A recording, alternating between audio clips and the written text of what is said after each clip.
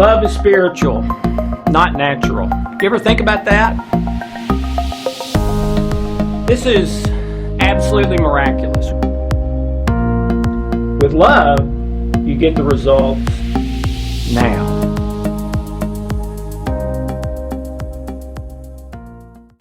Hi, I'm Dr. Alex Loyd. Welcome to Deep Water.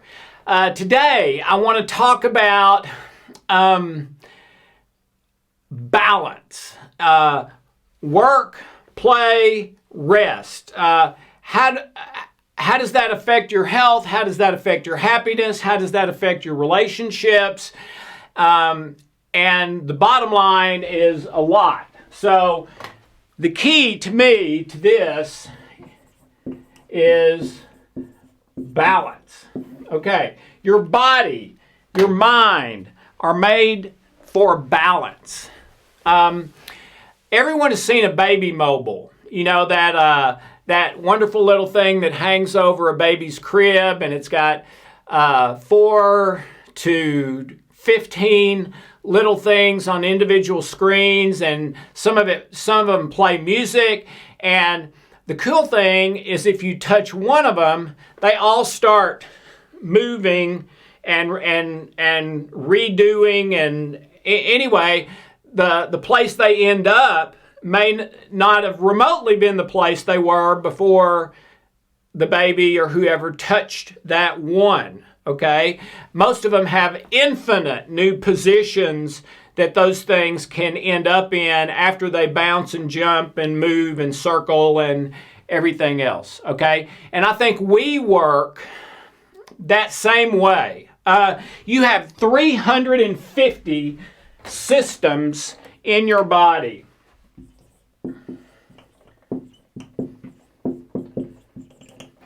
About 10 or 12 of those are macro systems, you know, digestion, cardiovascular, neurological, and the rest, 335, whatever, micro systems.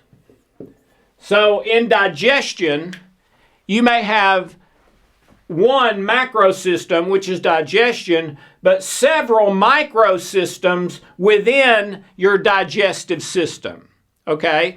And all of the macro systems and all of the micro systems are supposed to be in balance at any given time. And if anything comes into our body that is negative, whether it's eating some bad food, okay, the body, that messes up the balance, and everything starts juggling around. Okay, we got something bad in here.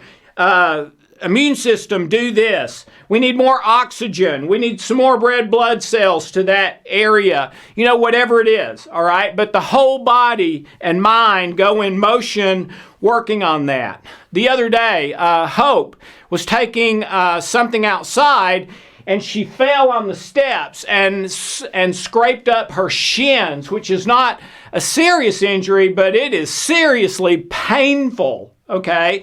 And as soon as she did that, everything in her goes to take care of those shins. Well, she's not going to die from that, and she knows she's not going to die, but all those systems are moving around and getting resources to her shins and to try to comfort her in her mind, maybe even releasing natural painkillers and stuff like that to try to get her back in balance again, even if the balance is different from the balance before she fell and scraped her legs, all right? And most of the people who come to see me over the last 30 years are out of balance somewhere, okay? Very rarely find fantastic balance with people that come to see me. So where would you rate this for yourself? Okay. How many hours of rest do you get each day? For most people, it's either not enough or too much. How much do you play? For most people, it's not enough or too much. How much do you work? For most people, it's not enough or too much. okay? And one of the things I try to do to help people reach the goals they're trying to get to and for change in their life is to become balanced. I had an extreme version of this years ago. I was just starting into private practice, and I had a client who was a vegetarian and a vegan as well. There were different times. Sometimes she was vegan, sometimes vegetarian. But anyway, for 25 years, this woman had stressed over every bite that she put in her mouth. I mean, it's almost like that was a god to her. And you know, when I sat here in a counseling situation talking with her, and she's talking about her life and the changes that she wants to make, and her biggest thing was negative emotions, sadness, depression, anxiety, anger, etc. All right, which she had tried everything and couldn't get rid of. Well, when she was telling me about her life, when she talked about her diet, man, she lit up like a Christmas tree, okay? Because when you come to see a counselor or therapist, I mean, they're real people, and so are you, okay? So you don't like telling someone that everything in your life is this is bad, this is bad, this is bad, this is bad, this is bad. I mean, when you tell them about something going good, you kind of feel good about that. Hey, I'm not totally a loser. I'm doing this pretty good. Well, when she talked about her diet, that's the thing that lit her up, man. She loved it.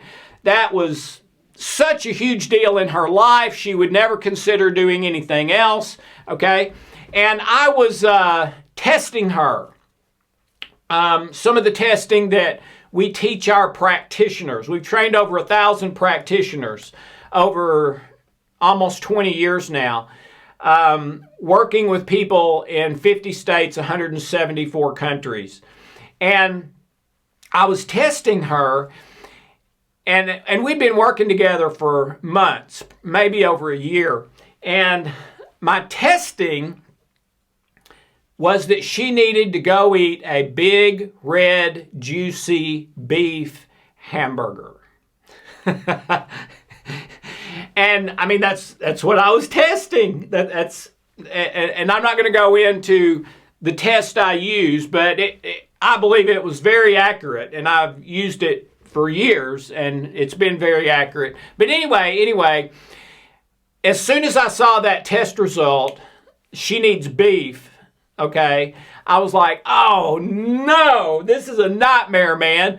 I knew if I tell her to go eat a hamburger, she is going to be so mad at me, she will never talk to me again. She'll never come back. And how am I going to help her if she doesn't come back? So I was wrestling with myself. Don't tell her. Just go on to something else. Skip the testing, you know. But then I thought, you know what?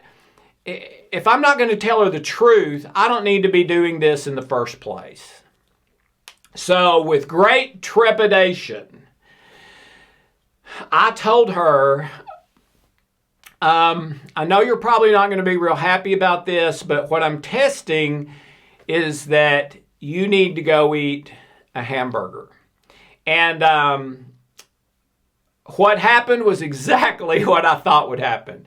She stared at me, her mouth dropped open. She had this blank look on her face. She didn't say anything, sat there for probably 60 seconds without saying anything, teared up a little, was not out and out crying, but teared up a little, got up, turned, left, never said a word. Okay? And I prayed for her, starting immediately, and never thought I would hear from her again. 2 or 3 days later, I got a phone call, and it was her. But as soon as she said hi and her name, she sounded different to me. She sounded different. I can't explain how, but she sounded different. And she went on to tell me that when she left, she was so mad at me. She said, "I'm never talking to that guy again. I used to think he knew what he was talking about. Now I think he's full of baloney." But she couldn't get it out of her head. And so one day went by, second day, maybe a third day, I don't remember exactly. But anyway, she told me over the phone that at some point, as mad as she was, she said, "Well, you know what? I've been paying money. I've been trying to change for a long time now, and nothing has worked. Why am I making such a big deal about eating beef one time?"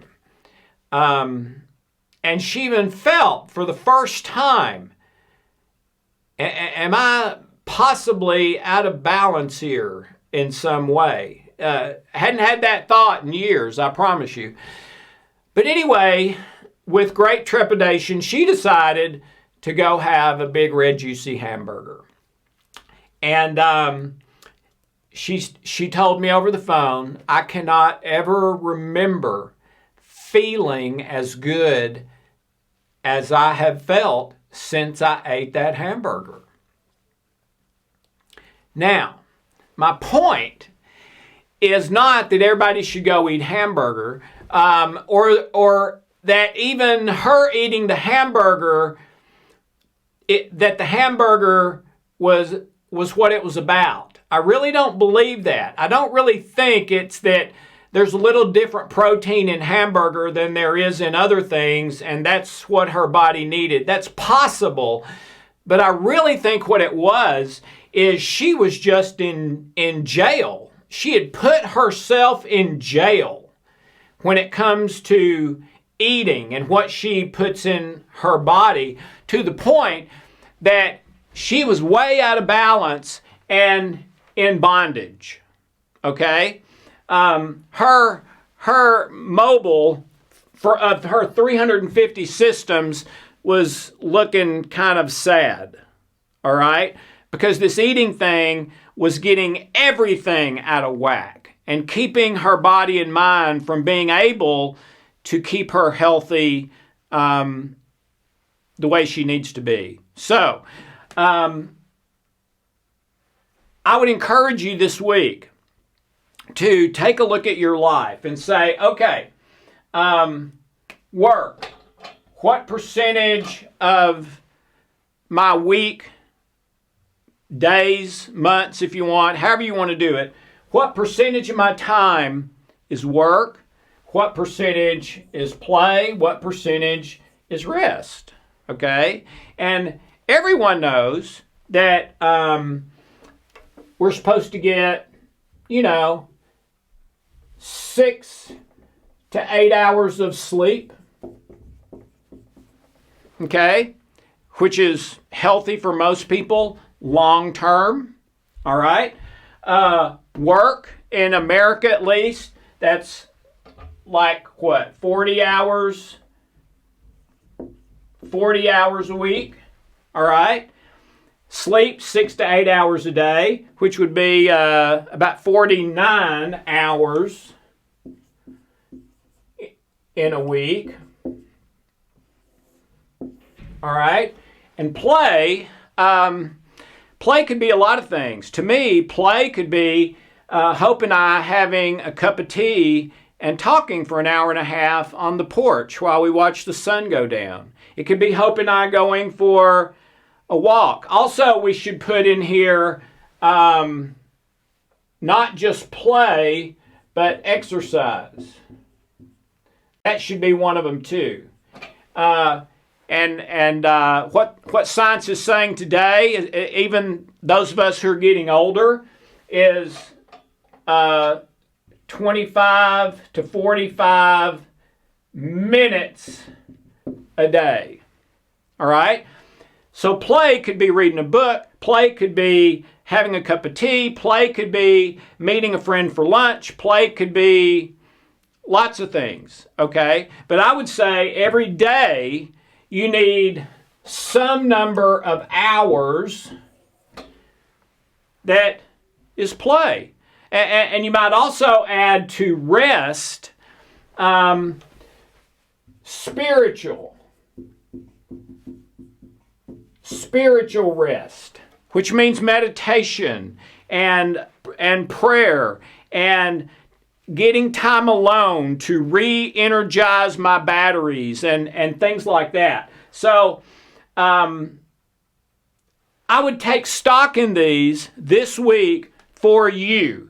And this is the one that's usually robbed, the time on spiritual issues. I know people who spend 5 minutes in 5 years there, and that means they're out of balance. They don't have near enough love, joy, peace, spiritual stuff in their life. And that's what I call spiritual, not religious, love, joy, peace, that sort of thing. All right? Some people don't get enough rest, either because they have anxiety and worry all the time, or they're workaholics. Some people are workaholics. They think that their value and worth in life is based on how much money they make, the size house they live, or something like that. Or it can be someone who is not about money. They're just incredibly passionate about their work. And I would hope most people that would be true of, although it isn't. All right? Now, if you're incredibly passionate, you still have to be careful not to overwork. And some of these others get out of balance. We are built to work right when we prioritize relationships and love. All right? So when I do my work, I'm going to add love to it. Whatever I'm doing, making phone calls, talking to a client, laying brick, whatever I'm doing, I'm going to add love to it. I don't necessarily love doing it, but I can do it from a place of love inside, okay? I need to exercise a little bit every day, even if it's just walking for 10 minutes if you're elderly or have some health issues. I need to do something that's strictly play. It's not really to build up anything. It's just to let go, relax, laugh. Jim Valvano, who was a famous basketball coach, gave one of the best speeches I ever heard shortly before he died on ESPN. And he said, every day, laugh, cry, and learn. Okay? And I think that's a great picture, and it works into this. So you can literally see, okay, am I in balance in work? Even if it's a passion to me. Am I getting a little exercise here? Am I getting a little downtime every single day and laughing? Is something touching my heart, crying or whatever, or joy spiritually, but a little bit every day? Am I getting sleep? Am I getting just rest? Not just sleep, but downtime to relax and recharge, okay? And what you need in all of this is balance, okay? You don't need 5 hours of exercise a day unless you're training for the Olympics. That's overdoing it, and you're probably doing it for the wrong reasons, okay? You don't need to work 90 hours a week unless it's temporary, trying to reach a specific spot, but you and everyone else in your life have talked about that and you're all on board with it. Or you're in a life or death situation, just trying to put a roof over your head or food on the table. That's different as well. But month in, month out, year in, year out is your work in balance, okay?